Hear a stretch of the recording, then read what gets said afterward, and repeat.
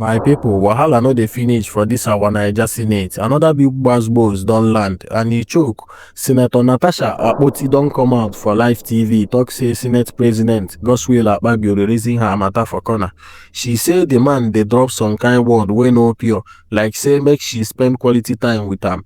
And because she no gree, he begin show her shege for Senate, blocking her motions anyhow. If dis gist na true, e no make sense at all. If na lie, wahala still dey because dis kind of accusation no be small thing. But the real question be say, wetin una think? Abi na normal Senate politics dey play? Abeg, press that like button, subscribe if you never do am, and turn on your notification bell so you no go miss any political gbas wey I dey drop. Oya, make I no talk too much. Make we watch dis clip where Natasha dey drop all the receipts. After you watch, abeg go straight to the comment section and yarn your own take. Dis matter choke and I wan hear wetin una think. Despite being referred to the Senate Committee on Ethics, Privileges and Public Petitions for Disciplinary Review, Senator Natasha Akpoti has filed a lawsuit against the President of the Senate, Senator Godswill Akpabio, for alleged defamation. Akpoti Udwanga raised concerns after her seat was being reassigned following a shuffle triggered by opposition members switching to the majority wing. She resisted relocation, leading to a confrontation and her and the Senate President. In the suit filed before the Federal Capital Territory High Court on 25th of February, the Senate President of the Federal Republic and legislative aides to the Senate President, Ufon Patrick, were listed as second and third defendants. Meanwhile, Citizens Network for Peace and Development and Civil Society Organization CSO has asked Natasha Akpoti, Senator representing Kogi, to redirect her energy to legislative duties. In a statement, Francis Wane, the Executive Director of CSO, asked the lawmaker to refrain from activities as perceived as distraction to the Senate. Wane said Kogi senators should be fighting for poor Nigerians rather than fighting over seat allocation in the chamber. So joining us now on the show is Senator Natasha Akpoti, this year Award Senator of the Year, member representing Kogi Central at the National Assembly. Let's go to it because there's a lot to talk about, Natasha, and there's a one for time. There's been some allegations, of corruption against you by some northern, youth association. Can you address those allegations? That's number one. Number two, can you tell us how seats are being arranged, in the Senate, and what transpired, your take on that? That's number two. And really, I'd like to know, you and Akpabio today, you and Akpabio another time, what is really the matter between you and Akpabio? Because I hear that both families are friends. So I'd like to really know what is going on. Why always you and Senate President Akpabio? Those three questions. Good morning, Rufai. Good morning, Ayo. Good morning, Professor Killer.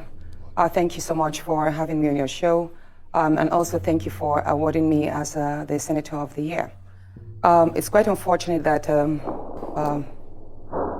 after such a long break from me being in the studio, this scenario had to bring me in here. Going straight to your first question, which is the allegations, the petition against me by a certain northern group, which has to do with the conduct of my office as the chair of the local content committee.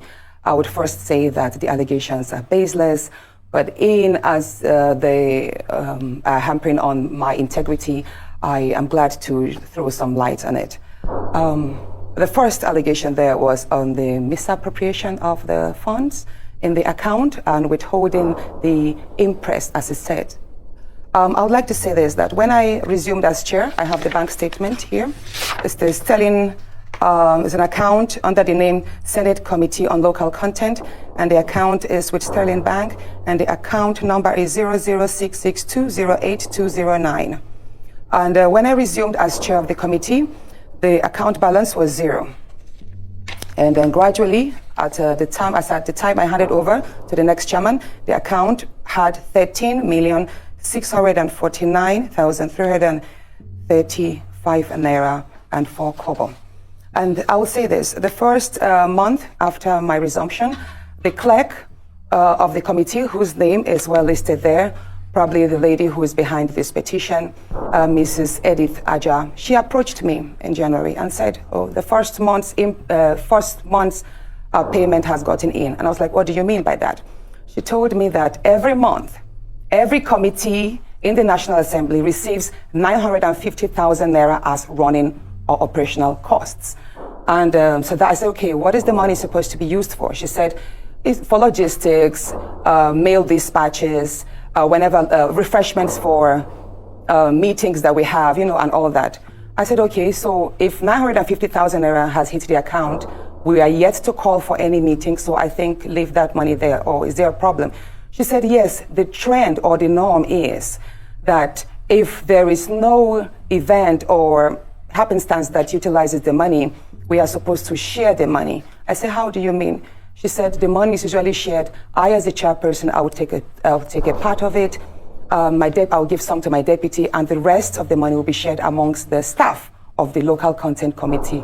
And I was like, did you say that is what happens? She said, yes, that is what my predecessor did, and that is what happens in all the committees in the National Assembly. I said, well, you know what? That money, if it's meant to service the operations of the committee, it's not meant to enrich my pockets. It's not meant to enrich the pockets of the staff. I would not want to collect this so-called impress. So I would advise that you keep that money in the account, and we build the money, we use it for whatever it's needed. If we have to buy office equipment, print stationaries, then we use that money. And I promise this, and the bank statement is here. Anyone who has access to it, I have called the account number. You can check. We have gradually built the account. We used there was a time I approved the money last year for the purchase of a printer, because it made no sense that we kept on spending so much money printing outside. I was like, you know what, let us have a printer in-house. We bought a printer. We also have printed lots of materials, but basically the money, I never took a kobo out of that in the name of impress. I never gave my deputy then, who is Senator Ede Dafinone, any impress. He can verify and attest to that. Neither did I allow any of the staff to take any money, because that is taxpayers' money, and the money was meant to service the office. Now, the second allocation there is that, oh, but by the way, it would impress you to know that ever since I left office, the money has been withdrawn by the clerk. About 5 million was withdrawn, and 2 days after my removal again, 4.9 million was withdrawn. So as at today, the bank, that account that had 13 million has only 123,000. Now, the second allegation there is that I harassed the clerk, and I called for the CVs of the staff. Now, this is it. I believe in, I believe that the committee was set to oversee the operations of all the IOCs and the national industry players, and to also strengthen in-country capacity with regards to the oil and gas sector. So such a committee needs the services of lawyers and auditors, because we have to look at a whole lot of accounts and how monies are being spent, monies that are due to strengthen the educational and training sectors, how they are being spent. So one thing again the clerk told me was that we needed to deploy the services of an external consultant. And I told her, I was like, why do we have to deploy the services of an external consultant when we have in-house staff? The Committee on Local Content had about 10 or 11 staff at the time. And I was like, we should be able to do this job ourselves. I am a lawyer. I can do my own part wherever one needs to refer to the Constitution or to the Act as it may. And I believe we should have supporting lawyers. We should have auditors. We should have accountants amongst the staff. So I asked her for the CVs so that I could look, and then amongst them, I can write to the clerk of the Senate and say, you know what, can you swap this person? Because I want to have an effective team to operate. So if that is what they say, harassment, then so be it. And as for the rest, they mentioned I harassed NLNG. Natasha, for the want of these companies will write and act and defend. For the want of time, the second question I ask is, then what transpired on the Senate floor? Second question, and why is there always a tiff between you and the Senate President? So those are the two. You can put both together. Of course. Why is there always a fight between you and the Senate President? Of course. That was on the sitting arrangements. I think it was last Thursday. I walked to the chambers early before sitting. I signed the book. Please, can I have some water, please? Where is it? Oh. Okay, we'll just wait till... I flew all night, so I'm kind of drained. Okay, so... Yes, you were saying, yeah. The sitting arrangements. I walked into the chambers that morning. I signed my attendance sheet, and I was walking straight to my usual seat, which is the last seat by the door, like at the topmost last seat by the aisle. So, and then I was told by one of the sergeant at arms that, oh, ma'am, that is no longer your seat. You are now sitting at the far end there. And I was like, since when? They said, well, that's what the Senate President instructed. I was like, I was in chambers yesterday, which was Wednesday. I've not been notified. Why did you change my seat? What reason? I'm comfortable here. I'm okay here. I wasn't notified to that. So I was upset. And then I said, I refused to move to the new seat. I don't even know what the new seat is. I don't even know the number. I don't know. But they told me it was the last seat, pointed the last seat on the far end. So then the procession came, the president walked in to the seat, and then the rest was shown online. I was already told, by the way, that I should gently move. Some senators messaged me that I should please adhere to the change and move to my seat because that was a trap, a setup. And I was trying to understand what trap, what setup. At that point, the minority leader, Senator Abamoro, walked up to me. And he told me, Natasha, please just obey. Just go to that seat. I'm like, no, sir. You are my leader. You should speak for me. I am not aware that my seat has been changed. And I believe I should be given a chance. Maybe they should explain to me why my seat was changed. Maybe I can also explain why, if they could maybe consider leaving me here, that I'm not moving. He said, he pleaded with me that I should please move to the other seat and not explain that we could address it later. And I said, sir, I have hit these chambers. I have complained and you have witnessed several of my privileges, me being maligned several times, and you never stood up for me. So no, I am not moving there because I do not trust that if I move, this matter will be addressed. So I am going to raise it on the floor. That was what I told my leader, who is the leader of the minority, Senator Abamoro. And then he walked. So after that, I was about to be, the minority whip now read the rules that I have broken the Senate rule by not adhering to my seat change. Allocation, and that was when, at the time the Senate President was about to read my seat allocation. At the time the Senate President was about to read, because the next thing he was going to do was to read my suspension because I failed to adhere to that. But he had already made some statements that, Senator, the whip was, hold on. Yes, it's just that we have to manage. Senator Natasha, yes, ma'am. I'm so sorry, but we have to manage our time. And part of the question. Okay, so at that point, I knew I had to read Order 10. Okay. Yeah, I had to read Order 10. Now, what is Order 10? Many people don't understand. So now, Order 10 is is an SOS for every senator who feels their rights and privileges have been abridged.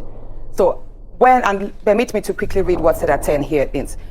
Any senator may rise at any time to speak upon a matter of privilege suddenly arising, and he shall be prepared to move without notice a motion declaring that a contempt or breach of privilege had been committed. Now here it is. It does not say I cannot read that order in that place. Whenever a senator feels that their rights have been trifled upon, I have the right, even if I'm laying on the floor, wherever a senator is in that place. This order book does not say Order 10 should be read from a particular seat. Okay, Senator Natasha, let me come in here. I have no right to speak from that seat, that I should speak from my new seat. Yes. The Senate President aired. Hold on, please. This is a very important point. Okay. The Senate President himself made a mistake by not allowing me to speak on that Order 10, because it says here, and let me mention number 11. When a matter of privilege, Senator Natasha, I'm going to have to come in here. Senator Natasha, I am going to have to come in here. Thank you so much. Yes, please. You'll have more time to explain, but we have such limited time and we want to get as much out of this interview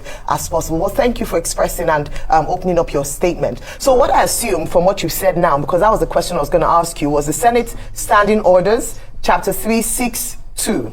A senator may only speak from the seat allocated to him, provided that the President of the Senate may change the allocation from time to time. So what you're saying is that Order 10 trumps Order 6.2 in terms of your ability to speak. But you can respond to that after I ask this question. Based on that, you made allegations last week Thursday in the chamber saying that you've been maligned. In fact, you said to the Senate President on the floor, in the chambers, that you are not afraid of him. Can you share or expatiate on what you mean by that? And when you had a follow-up interview, you were talking about how some of your privileges were deliberately taken away from you. What was the motive behind this? And then finally, is this exclusive to you alone? Or is it just because, there are many things that have come up because you're a woman, there are only 4 women in the House, you and the Senate President have personal altercations that have now appeared in the chambers. Is this the privileges being withdrawn from you exclusive to you alone, and why do you think that is? Now, thank you. Indeed, the Senate President has the right to allocate seats to every senator, and the senator should speak from that allocated seat. But here it is. I was not about to make a debate. Neither was I about to contribute to a motion.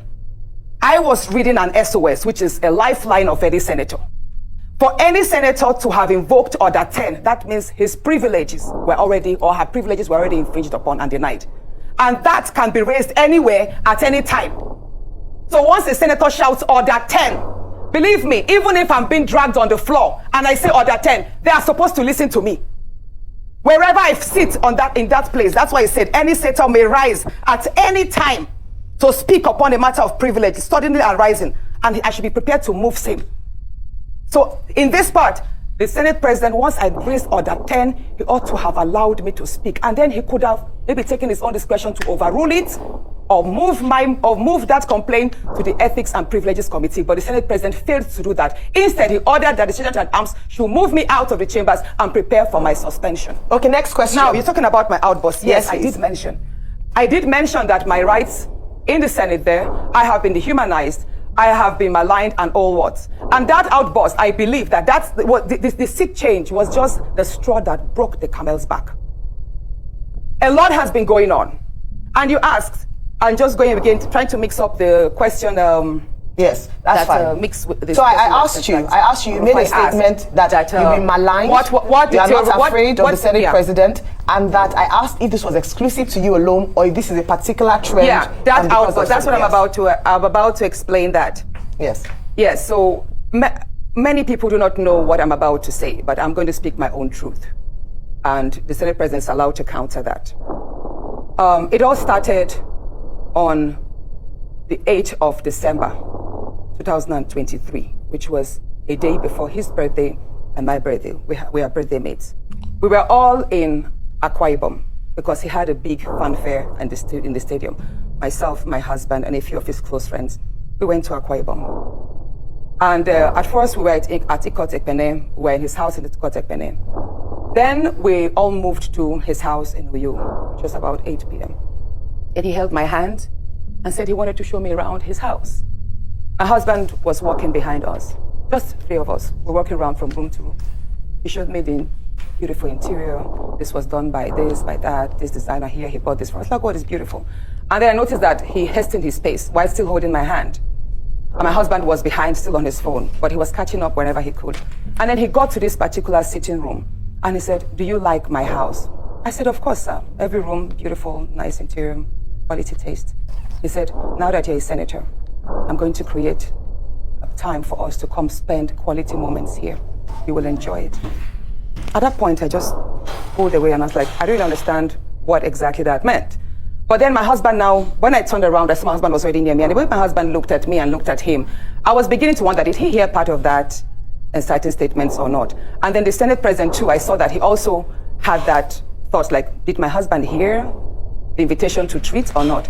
So then the Senate President now said, "Oh, by the way, let me show you my chapel." He has a chapel in his house as well. So when we were going to the chapel, we walked in silence and all. So that evening, before we left the Senate President's house at about 11 midnight to the 4 points in Ikot Ekpene. And my husband asked me, "Natasha, what did the Senate President whisper to you? What's he telling you?" I thought, should I tell him that he was speaking about bringing me in here at a special time for us to have a good time? Or should I just kill it there, wrap it as if there was nothing? Because tomorrow was a big day. I know how much my husband adores the Senate President. He loves him as a brother. My husband would do anything to support him. So I told my husband, nothing. I can't remember what I created, but I just gave him some words to manage, to mask what was said. After, when we laid in bed, I lay to my right and my husband wrapped his arms around me and he said, "My love, you can't tell me anything. What did the Senate President tell you?" Again, I was like, "Don't you believe me?" I said, "Nothing. Nothing. Moreover, it's my birthday in a few minutes. Let's just be happy."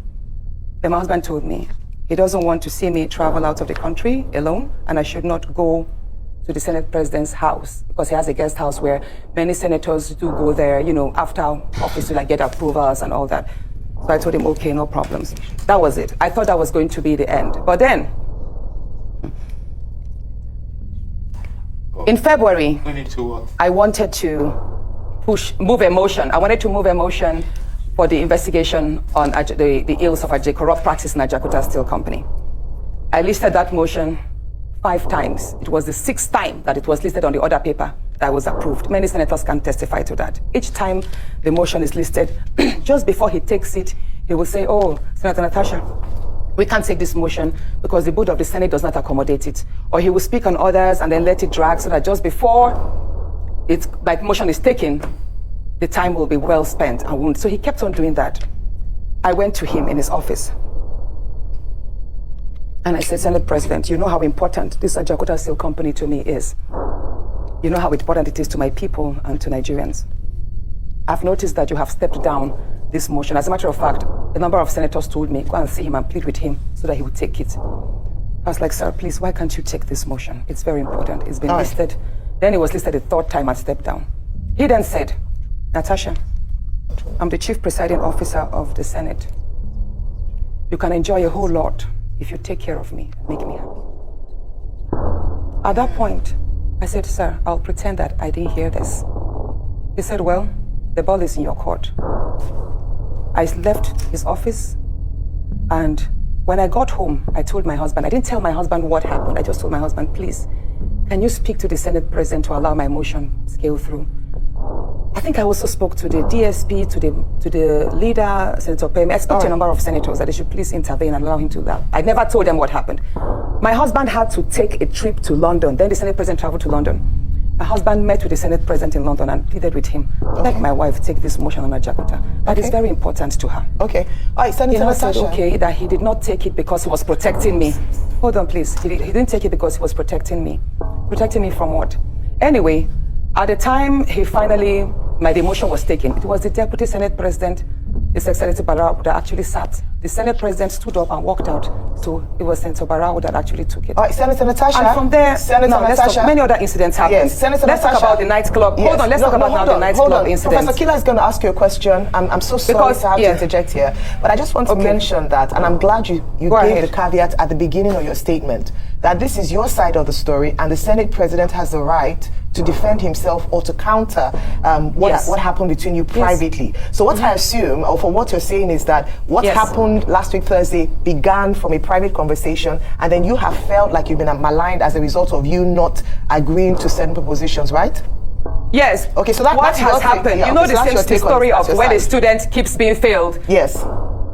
Please, let me say this, Ayo. You know the situation we see in universities whereby a student is continuously being failed just because she has not slept with the lecturer. That's what I've been facing, in simple terms. Thank you. Professor Kila. That is what I have been going through. Thank you very much, and Professor Kila. Now, moving to, should I speak about the nightclub incident? No, that's okay. Professor Kila will come in now. Thank you.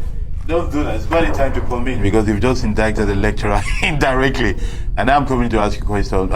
Senator, it is from your side of the story, it is clear there's a lot of undercurrent and personal issues that have led to the, should we call it the outburst on the allocation of chair thing. There's a lot going on, and you've made a series of allegations which indicts the Senate President morally, if not criminally, at least. And there's indictment of abuse of power, because if he's refusing you to do your duty for personal reasons, we need to see if he has the right to do that. But let me ask you a question, just to simplify. This idea of your seat was reallocated and you don't want to use it. What's in a seat? Why was it so important for you not to just move, as you've been told to do so, and deal with it later? What's the importance of saying no to that seat allocation? Thank you so much, Professor Kila. Sitting arrangements in the National Assembly or in the chambers is very critical.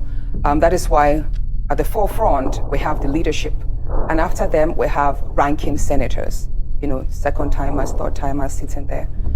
And the nearer you are to the Senate President, the more visible you are. You're able to interface with the daily activities, and then you have more visualized, the cameras capture you more. You're more present as against being a backbencher.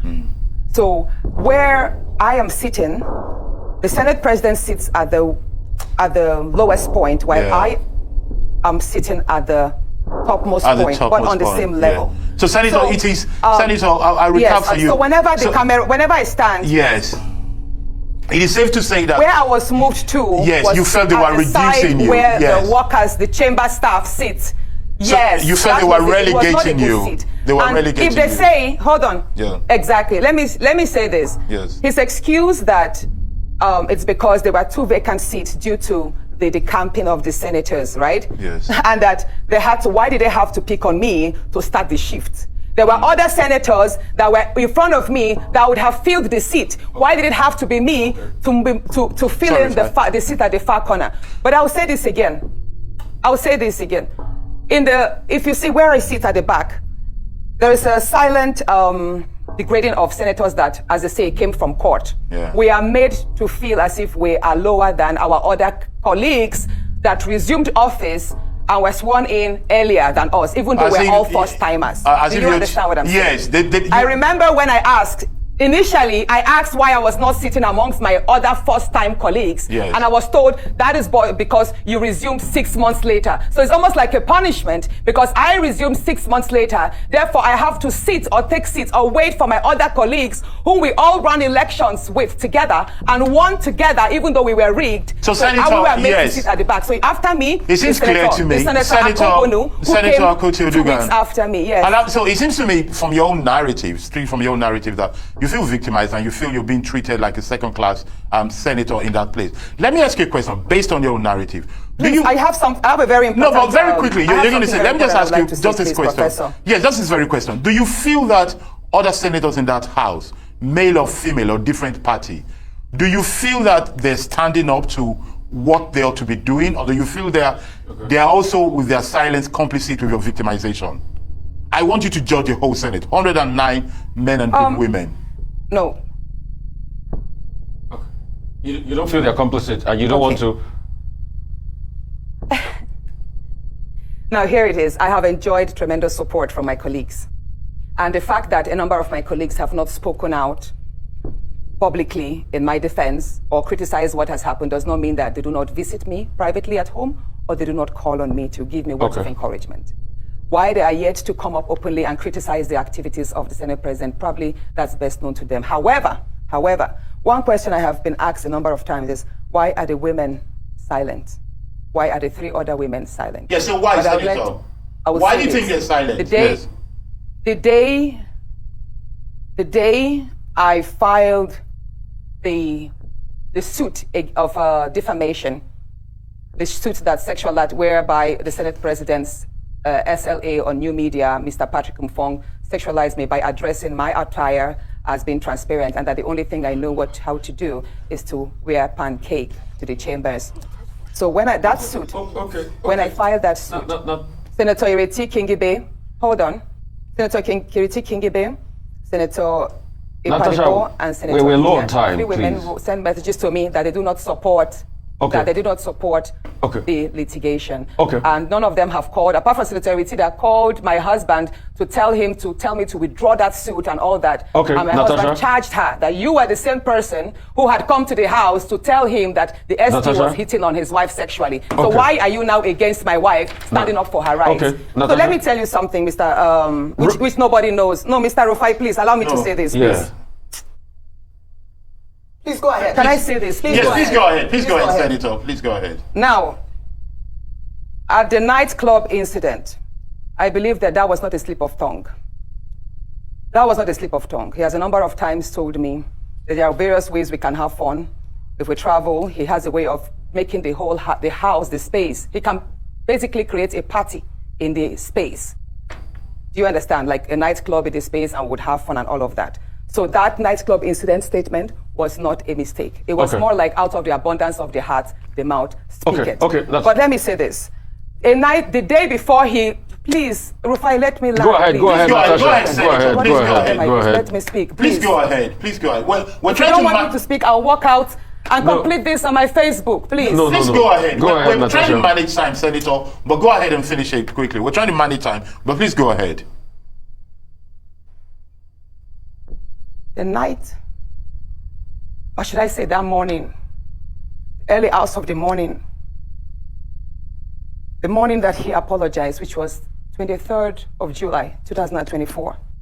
That was the morning he apologized. So the night, about I have it printed here. I have the screenshots of the phone call. It was 14 minutes past midnight when my phone rang. The leader of the House called me, Senator Michael Bamidele Opeyemi called me, and he said, Senator, how are you? I said, I'm fine. He said, you know, in the wake of all of this rancor, if the Senate President goes down, I will go down too. And I said, what do you mean, sir? At that point, I woke my husband up because he had fallen asleep before me. I said, are you calling me to threaten me? I could hear murmurs from the Senate President. I could hear the Senate President's voice at the background because I could tell it was on speakerphone. He said, no, I'm just telling you that, you know, there's a whole lot of attack on the Senate President, and if things go down, if he resigns or something happens, I should know that I'm going to be held responsible and I also go down. At that point, I started shouting. I was like, you can't call me at midnight and threaten me, sir. You can't do this. And mind you, I was actually surprised because the leader of the House is someone I respect greatly. He's a very good friend. He's a very calm person. And I believe, I'm saying it, that if he actually made those statements, he probably was told to do so. So I dropped the line. And then I dropped the line. The first conversation was just 2 minutes, 33 seconds. Then my phone rang again at 26 minutes past midnight that same day.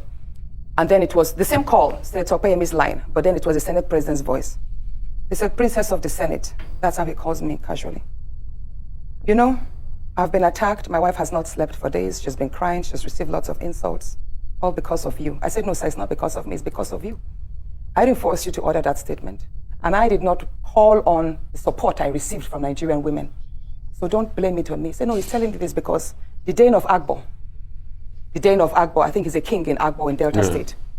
So the Dane of Agbo spoke with him and told him that he, that's the Senate President, was the most hated politician in Nigeria at that point. Mind you, that was a few days to the protest. There was this end bad governance protest on the 1st of August, and this incident happened like a week before. So he said the Dane of Agbo told him, Mr. Senate President, you know, your rating is all low. You're one of the worst. You're one of the most hated politicians now. So I'll advise. He said the Dane of Agbo advised the Senate President to leave Abuja because if he is caught in the middle of the protest, he could be attacked by the Nigerians. I said, so why are you telling me this, sir? He said he's telling me because he found it insulting that the Dane of Agbo would tell him to leave, to run away, to leave Abuja. And that he's telling me, so Natasha, I'm telling you, go and tell them that if anybody over the age of 20 approaches me during the protest, I will what was the word? Hold on. I will take that person down. The Senate President told me over the phone that based on the advice that the Dane of Agbo gave him, that he should leave Abuja in the wake of the protest so that he will not be caught and probably will not be approached or attacked by the youth. He said, Natasha, I have the capacity, I'm number 3 citizen. If anybody over the age of 20 dares to confront me, I will take that person down. That person should dare me with his life. I said, at that point, I started shouting. I now told my husband, he didn't know the phone was on speakerphone all the while because I'd woken my husband up from the first speaker. I was like, my love, can you hear what he's telling me? This is exactly what he does. At that point, when he knew, he was like, is your husband there? Oh, yeah. I said, yes, sir, my husband is here. And he heard everything. He then told me to pass the phone to my husband. And you know what he said? Immediately, he changed his tone. He was like, oh, Alema, I have a slot for you for an appointment from Delta State. Why don't you bring a nominee? And I took the phone back. I shouted at the Senate President. I said, you can't pacify us. You can't threaten me on one side and then pacify me. Sir, I'm aware, even though the conversations took place on by WhatsApp, I know that the DSS and the NSA's office, they have the tools to extract these phone calls. And Senator I'm Natasha. going to publish yes, sir. Okay, Senator Natasha, thank you. So and he told me that, well, all you want, hold on, please. He then told me that, Oshay, all I want is an apology. He would apologize on the floor that morning and that he expects me to accept it. So all that morning, when I walked in, I was already threatened. I was already petrified. This is a man who had already called me at midnight, so I didn't sleep all night. I just had to say to his seamless apology. Senator Natasha Akpoti, thank you so much for being here. He who alleges must prove. I'm sure you have all your proof because they are on the other side are also going to demand all of it, and you have to put it out there. So thank you so much for your time. Thank you so much for honoring us today with your presence.